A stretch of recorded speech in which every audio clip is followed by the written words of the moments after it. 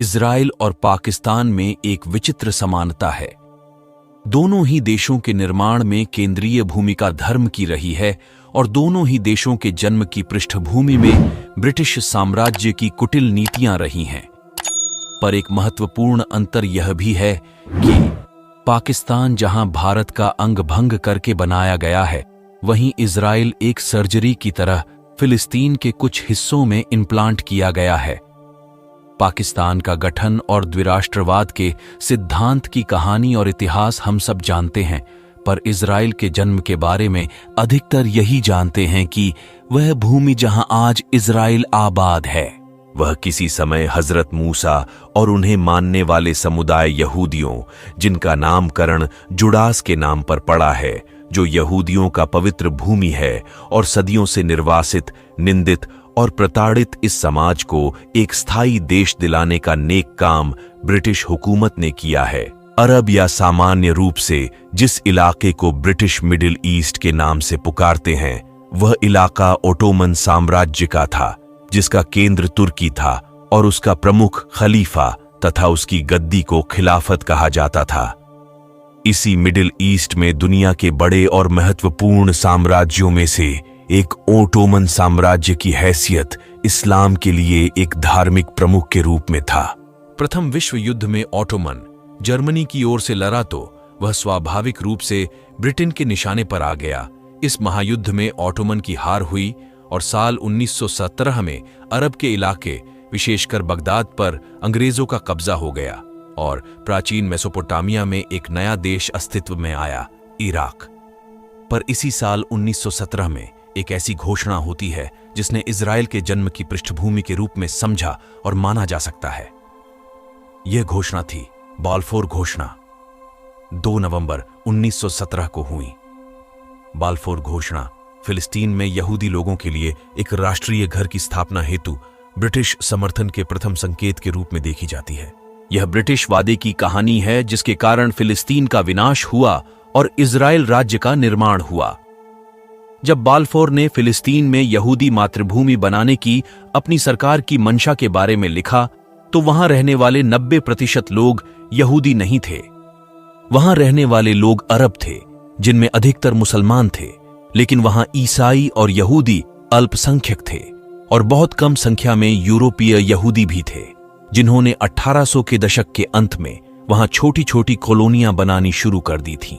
ऐसे समय में जब कई यहूदी यूरोप में भीषण उत्पीड़न झेल रहे थे, उन्हें लगा कि फिलिस्तीन में जाके बसा जा सकता है। फिलिस्तीन में यहूदी उपस्थिति बनाने का विचार ज़ायोनीवाद के रूप में जाना जाने लगा। फिलिस्तीन में एक यहूदी मातृभूमि की स्थापना करने और फिलिस्तीन में यहूदी निपटान को बढ़ावा देने की मांग की गई। यहां से ज़ायोनी आंदोलन बहुत सक्रिय हो गया। उसने फिलिस्तीन में यहूदी आप्रवासन को बढ़ावा देने के लिए धन की स्थापना की। वहां जमीन खरीदने के लिए कंपनियां बनाईं और विभिन्न सरकारों के साथ अपने हितों की वकालत करने के लिए प्रतिनिधियों की भर्ती की। ब्रिटिश सरकार में इसे मित्र मिलने के बाद, जहां कई उच्च पदस्थ अधिकारियों ने कभी कभी अप्रत्याशित कारणों से ज़ायोनीवाद का समर्थन किया। उदाहरण के लिए प्रधानमंत्री लॉयड जॉर्ज एक ईसाई कट्टरपंथी थे, जिनका मानना था कि फिलिस्तीन में यहूदी लोगों को इकट्ठा करने से ईसा मसीह पृथ्वी पर वापस आएंगे। बाल्फोर जैसे अन्य लोगों का मानना था कि यहूदी लोगों को यूरोप से बाहर निकालकर अपने देश में लाना अच्छी बात होगी। इस बीच ज़ायोनीवादियों ने ब्रिटेन को आश्वासन दिया कि उनका भावी देश एक विश्वसनीय सहयोगी होगा। यूरोपीय यहूदी विरोध, ज़ायोनीवाद और ब्रिटिश साम्राज्यवाद सभी ने बाल्फोर घोषणा को जन्म दिया। इस विवादास्पद आंदोलन ने आलोचना और कई चुनौतियों को जन्म दिया है। हालांकि ज़ायोनीवाद ने इजराइल में यहूदी आबादी को बढ़ाने में सफलता पाई है। चैम वीज़मैन वर्ष 1939 में इजराइल के पहले राष्ट्रपति चुने गए, जो ज़ायोनी संगठन के अध्यक्ष थे। इस प्रकार बाल्फोर घोषणा ने इजराइल राज्य का निर्माण किया, क्योंकि ब्रिटिश बाल्फोर घोषणा की शर्तों के अनुसार एक यहूदी मातृभूमि के निर्माण के लिए प्रतिबद्ध थे। अमेरिकियों ने बाल्फोर घोषणा का समर्थन किया, लेकिन कुछ बिंदुओं पर वे विरोध में थे।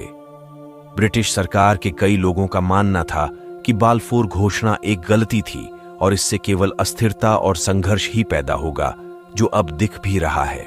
अरब देशों के अनुसार बाल्फोर घोषणा ने न केवल अरब इजराइल संघर्ष को जन्म दिया है, बल्कि मध्य पूर्व और व्यापक दुनिया को भी अस्थिर कर दिया है।